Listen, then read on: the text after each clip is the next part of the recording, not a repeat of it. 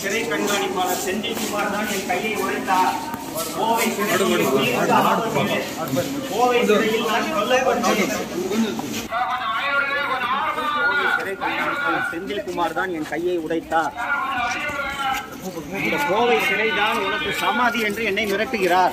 YouTuber சவுக்கு சங்கரை 4ஆம் தேதி கோவை மாநகர சைபர் கிரைம் காவல்துறையினர் தேனியில் வைத்து கைது செய்து கோவை மத்திய சிறையில் அடைத்தனர். காவல்துறையினர்களையும் பெண் காவலர்களையும் தரைக்குறைவாக பேசியதாக 5 பிரிவுகளின் கீழ் வழக்கு பதிவு செய்யப்பட்டது. அதனைத் தொடர்ந்து அவர் சிறையில் தாக்கப்பட்டதாகவும் கையில் காயம் ஏற்பட்டதாகவும் சவுக்கு சங்கர் தரப்பு வழக்கறிஞர் கோ பாலகிருஷ்ணன் தெரிவித்திருந்தார். அவர் கூறியது போலவே கடந்த வாரம் கோவை அரசு மருத்துவமனைக்கு அழைத்து வரப்பட்ட சவுக்கு சங்கருக்கு கையில் மாவுக்கட்டு போடப்பட்டது.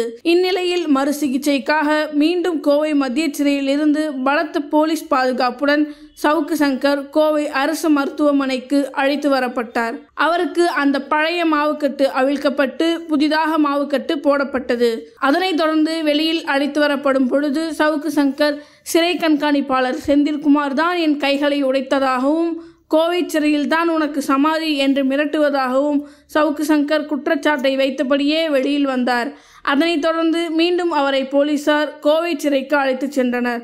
தற்போது சவுக்கு சங்கரை காவலில் எடுத்து விசாரிக்கும் மனுவானது இன்று நீதிமன்றத்தில் விசாரணைக்கு எடுத்துக் கொள்ளப்பட உள்ள நிலையில் அவரை நீதிமன்றத்தில் காவல்துறையினர் ஆஜர்படுத்தினர்.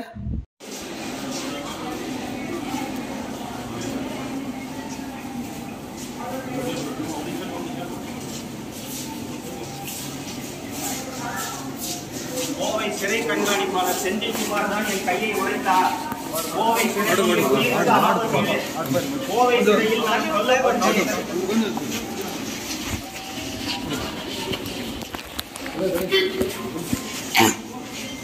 கோவை சிறையில் நான் கொல்லப்படுவேன்.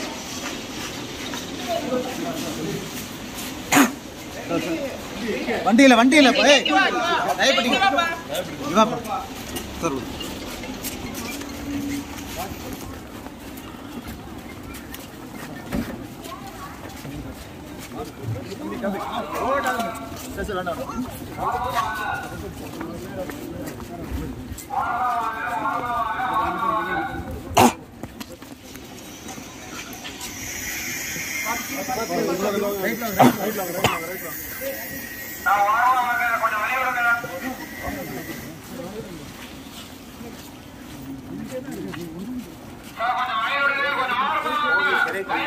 செந்தில்குமார் தான் என் கையை உடைத்தார். இந்த கோவை சிறைதான் உனக்கு சமாதி என்று என்னை மிரட்டுகிறார்.